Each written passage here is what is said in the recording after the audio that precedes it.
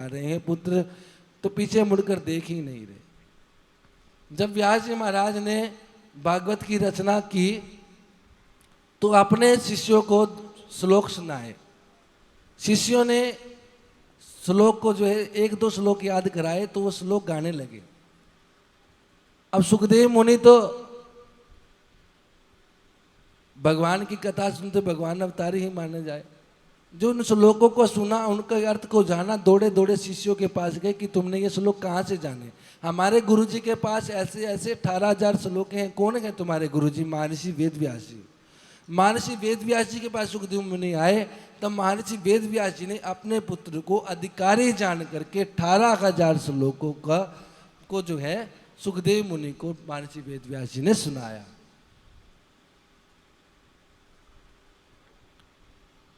राजा परीक्षित को सुखदेव मुनि ने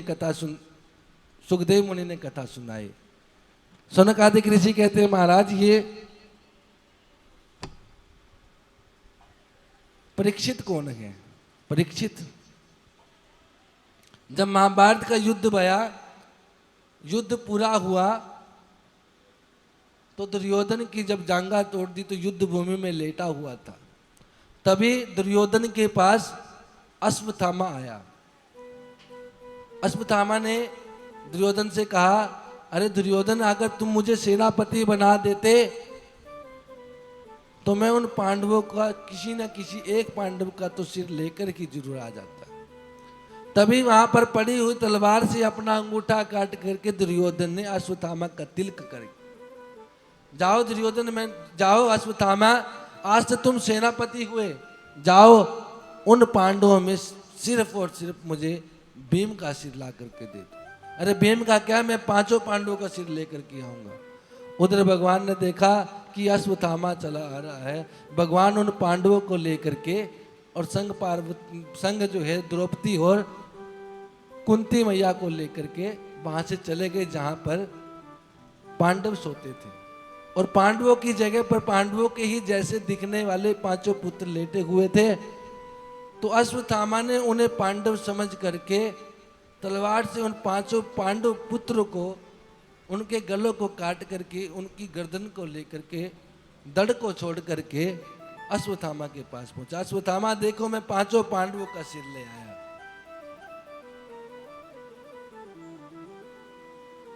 अरे अश्वत्थामा, मुझे भीम का सिर दो जिसने मेरी जंगा तोड़ी है। अश्वत्थामा ने भीम के जैसे दिखने वाले पुत्र, जो भीम का पुत्र था, जो भीम जैसा दिखता था, उसकी जो गर्दन थी उसे जब दिया, तब दुर्योधन ने अपने एक हाथ से ही भीम के पुत्र को जो है उसका कुचुंबर निकाल दिया। अरे अश्वत्थामा, तूने ये क्या किया? ये भीम का सिर नहीं है। भीम का सिर तो बड़ा कठोर है। ये तो जैसे ही प्रकाश की रोशनी में देखा, ये तो तुम पांडव पुत्र के सिर ले आए। अरे अश्वत्थामा, तुमने ये क्या किया? अश्वत्थामा घबराया, देखा जब प्रकाश की रोशनी में तो पांडव पुत्रों के सिर हैं। उधर जब द्रौपदी को पता लगा, द्रौपदी विलाप करने लगी भगवान से, प्रभु सारा युद्ध समाप्त हो गया, मेरे 5 पुत्र जो थे ये भी चले गए, प्रभु ऐसा क्यों हुआ? युद्ध तो कब का समाप्त हो गया। भगवान ने द्रौपदी से कहा, द्रौपदी, मैंने तुमसे वचन दिया था, मैंने तुमको वचन दिया था कि तुम्हारे 5 पति ही इस युद्ध में जीवित रहेंगे, उसके अलावा कोई भी जीवित नहीं रहेगा। मैंने तुमसे पूछा था कि तुम युद्ध चाहती हो या नहीं, तुमने ही कहा था मुझे युद्ध करना है, मुझे युद्ध चाहिए। जिस दुशासन ने मुझे जंगा पे बैठाने को कहा, जिस दुर्योधन ने मेरा अपमान किया, मैं उनको जो है सबक सिखाना चाहती हूँ, मैं युद्ध चाहती हूँ। और मैंने तुमसे कहा था कि सिर्फ इस युद्ध में तुम्हारे 5 पति ही जीवित रहेंगे, अन्यथा कोई नहीं रहेगा। ये युद्ध से पहले भगवान श्री कृष्ण ने द्रौपदी से कह दिया था, द्रौपदी, ये 5 पुत्र भी इसी वजह से गए, उस युद्ध के कारण ये तुम्हारे पुत्र जो है चले गए। अब जैसे ही अर्जुन को पता लगा, अर्जुन ने प्रतिज्ञा की कि मैं अश्वत्थामा को नहीं छोड़ूंगा। भगवान से कहा, भगवान चलो प्रभु, अश्वत्थामा को मैं नहीं छोड़ूंगा। अश्वत्थामा को ढूंढने के लिए निकले, अश्वत्थामा को देखा। अश्वत्थामा ने देखा कि अर्जुन मेरे पीछे आ रहा है, तो ब्रह्मास्त्र को छोड़ दिया। ब्रह्मास्त्र को छोड़ा। भगवान ने कहा, अरे अर्जुन, तुम भी तो ब्रह्मास्त्र चलाना जानते हो।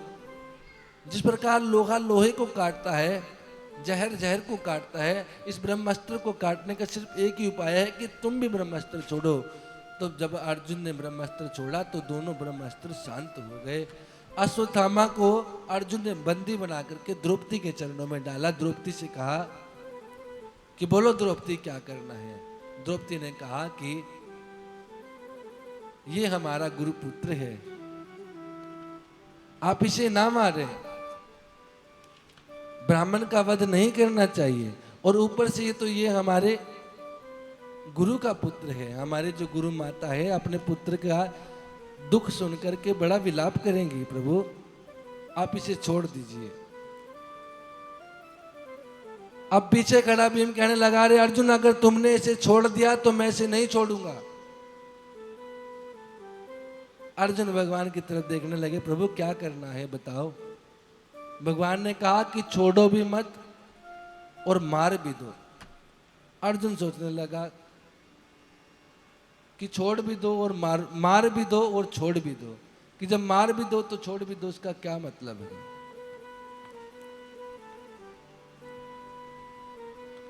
अर्जुन समझ गए कि भगवान क्या कहना चाहते हैं। तो अर्जुन ने अश्वत्थामा के सिर में जो मणि चमक रही थी, उस मणि को निकाल दिया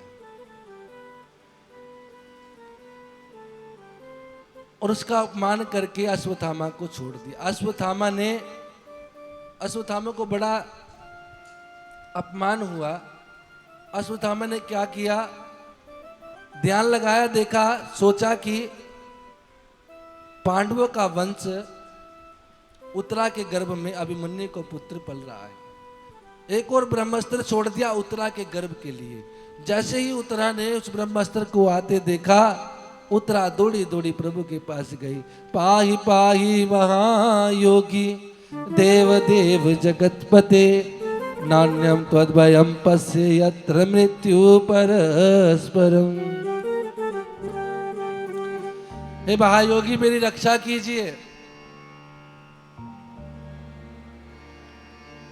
अश्वत्थामा ने मेरे गर्भ को नष्ट करने के लिए ब्रह्मास्त्र को छोड़ दिया है। भगवान एक अंगूठे के रूप में उत्तरा के गर्भ में गए और ब्रह्मास्त्र से उत्तरा के गर्भ में पल रहे बच्चे की रक्षा की।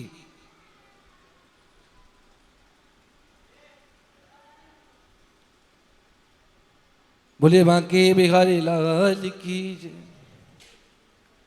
वही पुत्र जो है परीक्षित के रूप में पैदा हुआ। अश्वत्थामा आज भी जो जख्म मणि निकालने से हुआ था, उसी जख्म को लिए हुए आज भी पृथ्वी लोक पर घूम रहा है। अश्वत्थामा जो है अमर है। आज भी कपाल मोचन मेले में अगर कोई आपको सिर से जख्म, कोई जख्मी आदमी दिखाई दे तो समझ जाना ही अश्वत्थामा है, जिसका जख्म कभी बढ़ता ही नहीं, हरा भरा जख्म रहता है।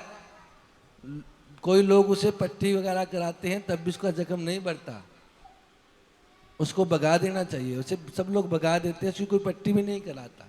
कपाल मोचन मेले में मिलता है वो,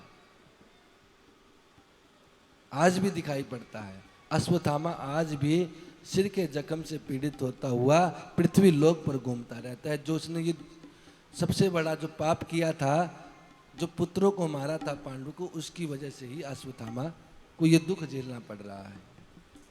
बोले बांके बिहारी लाल की जय।